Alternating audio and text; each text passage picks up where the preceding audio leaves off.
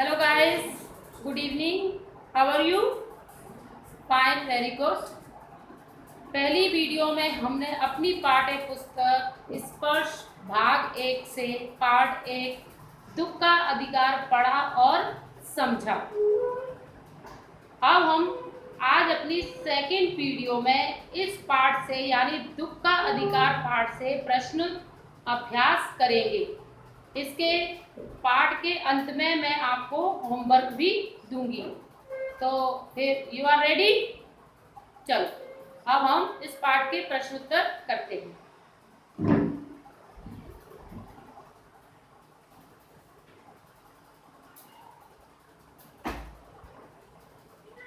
Little flower school Badarwas, कक्षा 9, विषय Hindi, part 1 दुख का अधिकार, प्रश्न उत्तर।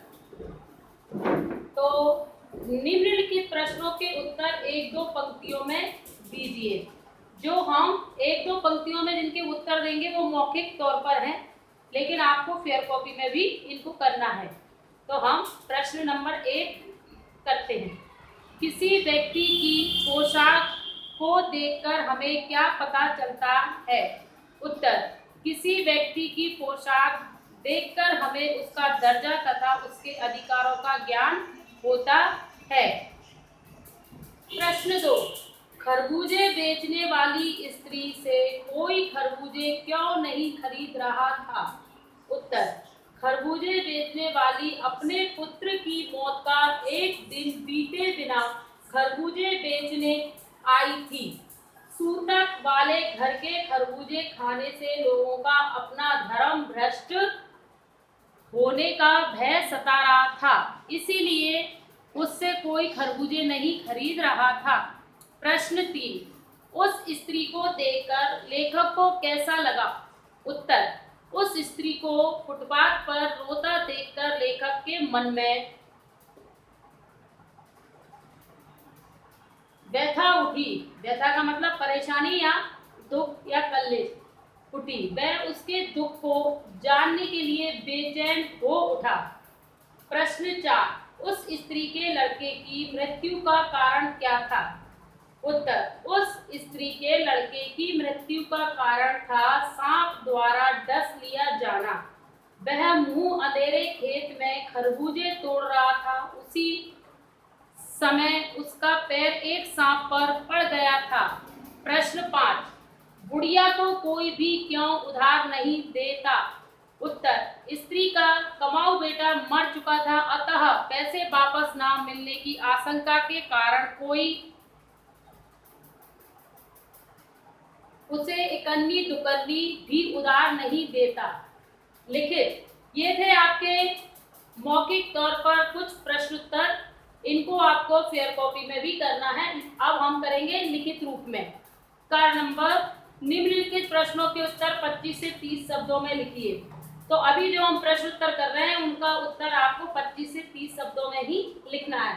प्रश्न 1, मनुष्य के जीवन में पोशाक का क्या महत्व है?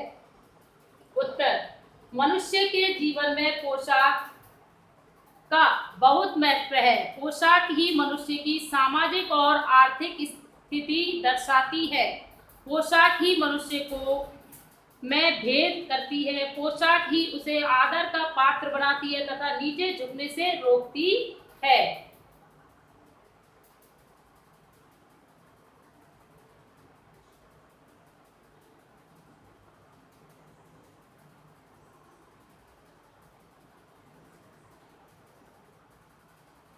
पोशाक हमारे लिए कब बंधन और अड़चन बन जाती है? उत्तर: जब हम अपने से कम हैसियत रखने वाले मनुष्य के साथ बात करते हैं तो हमारी पोशाक हमें ऐसा नहीं करने देती। हम स्वयं को बड़ा मान बैठते हैं और सामने वाले को छोटा मानकर उसके साथ बैठने तथा बात करने में संकोच अनुभव करते हैं। प्रश्न 3, लेखक उस स्त्री के रोने का कारण क्यों नहीं जान पाया? उत्तर: लेखक उस स्त्री के रोने का कारण इसलिए नहीं जान पाया क्योंकि रोती हुई स्त्री को देखकर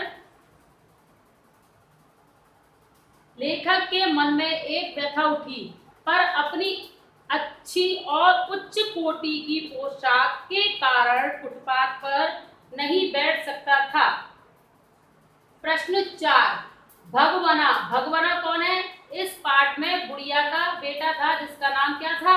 भगवना। भगवना अपने परिवार का निर्वाह का मतलब क्या होता है? पालन पोषण करना। निर्वाह कैसे करता था?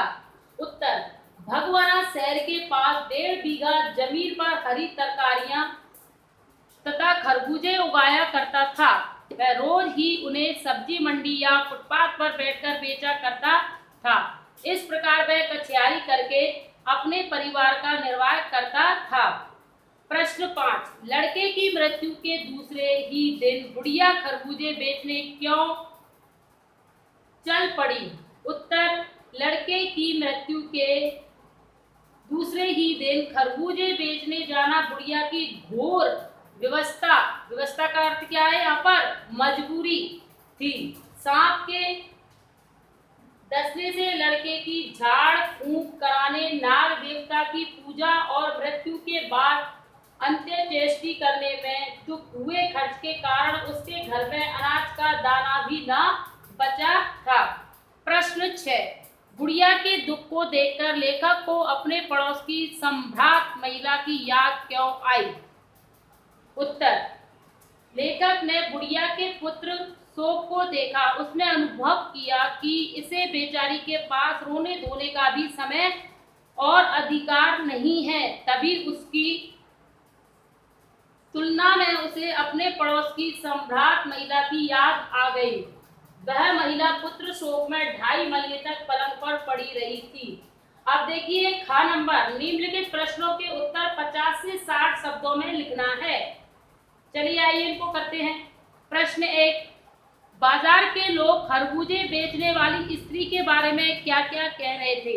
अपने शब्दों में लिखिए। वैसे यह प्रश्न आपके लिए सेल्फ स्टडी में है, फिर भी मैं आपको इसका उत्तर करवा देती हूँ। आप चाहो तो आपकी पाठ्य पुस्तक पढ़कर अपने शब्दों में भी इसका उत्तर लिख सकते हैं। तो इसका उत्तर इस प्रकार है, बाजार के लोग खरबूजे बेचने वाली महिला के बारे में तरह तरह की बातें कहते हुए ताने दे रहे थे और धिक्कार रहे थे।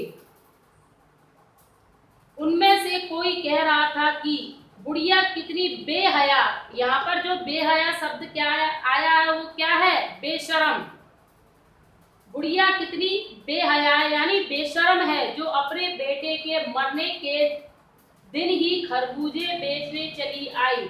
दूसरे सज्जन कह रहे थे कि जैसी नियत होती है अल्लाह वैसी ही बरकत देता है। बरकत एक उर्दू शब्द है। बरकत का अर्थ होता है तरक्की देता है। सामने फुटपाथ पर दिया सलाई से कान खुजलाते हुए एक आदमी कह रहा था, अरे इन लोगों का क्या है? ये कमीने लोग रोटी के टुकड़े पर जान दे देते हैं। इनके लिए बेटा बेटी खसम लुगाई ईमान धर्म सब रोटी का टुकड़ा है। प्रश्न 2, पास पड़ोस की दुकानों से पूछने पर लेखक को क्या पता चला? उत्तर, पास पड़ोस की दुकानों से पूछने पर लेखक को पता चला कि बुढ़िया का एक जवान पुत्र था, भगवना। वह 23 साल का था। वह शहर के पास 1.5 बीघे जमीन पर सब्जियां उगाकर बेचा करता था। एक दिन पहले सुबह सवेरे वह पके हुए खरबूजे तोड़ रहा था कि उसका पैर एक सांप पर पड़ गया। सांप ने उसे डस लिया जिससे उसकी मौत हो गई। उसके मरने के बाद घर का गुजारा करने वाला कोई नहीं था, अतः मजबूरी में उसे अगले ही दिन खरबूजे बेचने के लिए बाजार में बैठना पड़ा। प्रश्न 3, लड़के को बचाने के लिए बुढ़िया माँ ने क्या क्या उपाय किए? उत्तर, लड़के को बचाने के लिए बुढ़िया ने वह सब उपाय किए जो उसकी सामर्थ्य में थे। मतलब सामर्थ्य यहाँ पर किससे लगाएंगे? बुढ़िया की हैसियत से। सांप का विष उतारने के लिए झाड़ फूंक करने वाले ओझा को बुला लाई। ओझा ने झाड़ फूंक की, नाग देवता की पूजा की गई और घर का आटा और अनाज दान दक्षिणा में रूप में दे दिया गया। उसने अपने बेटे के पैर पकड़कर विलाप किया, पर विष के प्रभाव से शरीर का काला पड़ गया और वह मृत्यु को प्राप्त हो गया। प्रश्न 4, लेखक ने गुड़िया के दुख का अंदाजा कैसे लगाया? उत्तर, लेखक ने गुड़िया के दुख का अंदाजा लगाने के लिए अपने पड़ोस में रहने वाली एक संभ्रात महिला को याद किया। उस महिला का पुत्र पिछले वर्ष चल बसा था। तब वह महिला 2.5 मास तक पलंग पर पड़ी रही थी। उसे अपने पुत्र की याद में मूर्छा आ जाती थी। वह हर 15 मिनट बाद मूर्छित हो जाती थी। 2 डॉक्टर हमेशा उसके सिरहाने बैठे रहा करते थे। उसके माथे पर हमेशा बर्फ की पट्टी रखी रहती थी। पुत्र शोक मनाने के सिवाय उसे कोई होश हवास नहीं था, न ही कोई जिम्मेदारी थी। उस महिला के दुख की तुलना करते हुए उसे अंदाजा हुआ कि इस गरीब बुढ़िया का दुख भी कितना बड़ा होगा। प्रश्न 5, इस पाठ का शीर्षक दुख का अधिकार कहाँ तक सार्थक है? सार्थक का मतलब सही है, स्पष्ट कीजिए। उत्तर, दुख का अधिकार कहानी को पढ़कर ऐसा लगता है कि संभ्रातमय व्यक्तियों का दुख ज्यादा भारी होता है। उन्हें दुख व्यक्त करने का अधिकार है। उनके दुख को देखकर आसपास के लोग भी दुखी नहीं होते, बल्कि उनके प्रति सहानुभूति दर्शाते हैं।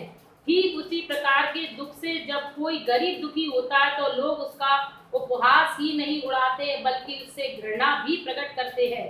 वे तरह तरह की बातें बनाकर उस पर कटाक्ष करते हैं, यानी व्यंग बाण चलाते हैं, मानो गरीब को दुख मनाने का कोई अधिकार ही नहीं है। इस पाठ की पूरी कहानी इसी दुख के आसपास घूमती है, अतः यह शीर्षक पूर्णतः सार्थक है।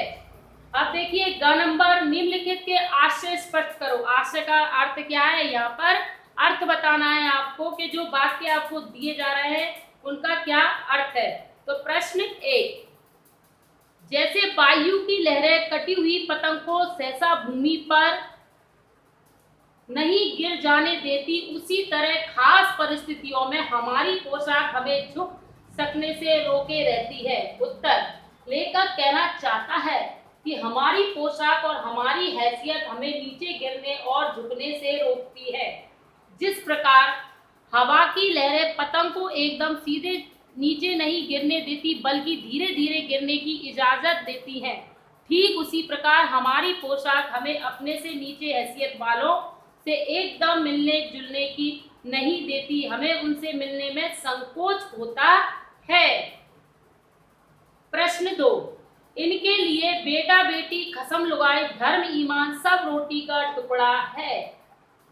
उत्तर, आशय यह है कि भूखा आदमी कौन सा पाप नहीं करता, अर्थात वह हर पाप करने को तैयार रहता है। जिस विवश और लाचार व्यक्ति के पास घर में खाने के लिए एक दाना भी ना हो, वह अपने सारे कर्म रोटी के इंतजाम के लिए करेगा।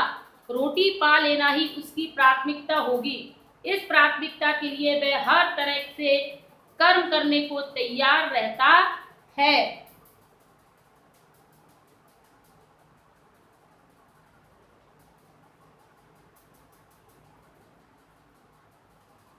शो करने, गम मनाने के लिए भी सहूलियत चाहिए और दुखी होने का भी एक अधिकार होता है। इसका आशय इस प्रकार है, लेखक सम्राट महिला और गरीब बुढ़िया दोनों के दुख मनाने के ढंग को देखकर सोचता है, दुख प्रकट करने के लिए और मृत्यु का शोक प्रकट करने के लिए भी मनुष्य को सुविधा होनी चाहिए। उसके पास इतना धन साधन और समय होना चाहिए कि दुख के दिनों में उसका काम चल जाए, डॉक्टर उसकी सेवा कर सके, उस पर घर के बच्चों के भरण पोषण की जिम्मेदारी न हो। आशय यह है कि गरीब लोग मजबूरी के कारण ठीक से शोक भी नहीं मना पाते। उनकी मजबूरियां उन्हें परिश्रम करने के लिए बाध्य का यहाँ पर क्या अर्थ लगाया जाएगा? मजबूर कर देती हैं या बाध्य कर देती है।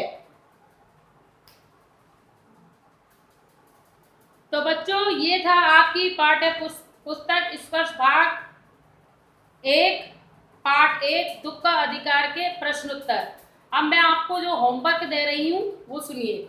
आपको अपनी नोट कॉपी में इस पाठ का सारांश लिखना है, शब्दार्थ लिखने हैं और जो मैंने मौखिक और लिखित तौर पर आपको प्रश्नोत्तर समझाए हैं उनको भी आपको फेयर कॉपी में करना है। ये है आपका होमवर्क। Thank you.